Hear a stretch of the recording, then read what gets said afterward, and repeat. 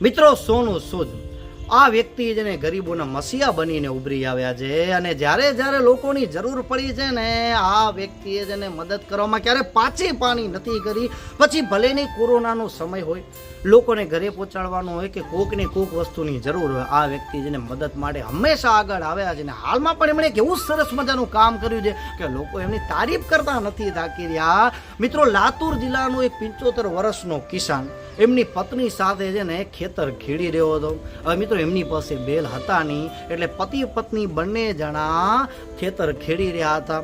હવે આ વિડીયો ખૂબ જ વાયરલ થઈ ગયો અને સોનુ સૂદ કને પહોંચ્યો એટલે સોનુ સૂદે તાત્કાલિક 100 પર ટ્વીટ કર્યો કે આપ અમે નંબર ભેજો, હમ ઇનકો બેલ ભેજતે.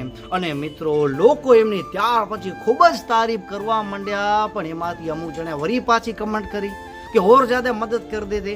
एक जनाए तो कमेंट करी कि इनको ट्रैक्टर ही भेज देते, इस उम्र में बैल से खेत कौन जोतेगा. ત્યારે સોનુ સૂદે મિત્રો જે રિપ્લાય આપ્યો છે ને તે પણ ખૂબ વાયરલ થઈ રહ્યો છે. તેમણે કીધું મેરે દોસ્ત ઇनको ટ્રેક્ટર ચલાના નહીં આતા હૈ, ઇનકે લીએ બેલ હી અચ્છા હૈ. મિત્રો ખરેખર યાર આ વ્યક્તિએ જેને મદદ કરવામાં જરાય નથી ઘટતા. અને આ વિડીયો જેવો વાયરલ થયો ને તો તે જિલ્લાના અધિકારી, તે રાજ્યના મંત્રી પણ એમને મળવા માટે પહોંચી આવ્યા. હવે ખેડૂતનું નામ છે અંબાદાસ પવાર. તેમણે કીધું કે અમે તો 10 વર્ષથી આ રીતે ખેતર ખેડી રહ્યા છીએ પણ કોઈ અમારી મદદ માટે ના આવ્યું. પણ કોઈક જણાએ આ વિડીયો ઉતારી લીધો અને વાયરલ કરી નાખ્યો અને બધાએ અમને મદદ કરવા માટે આવી ગયા. હવે એમણે સરકારને અપીલ કરી છે કે અમારા ઉપર જે 40,000નો કરજો છે ને તે પણ સરકાર માફ કરી નાખે. મિત્રો આપણે સરકારને વિનંતી કરી કે હવે એમના ઉપર જે કરજો છે તેને માફ કરી નાખે. અને આપણાને છે ને મિત્રો આવા સેલિબ્રિટીઓની સખત જરૂર છે.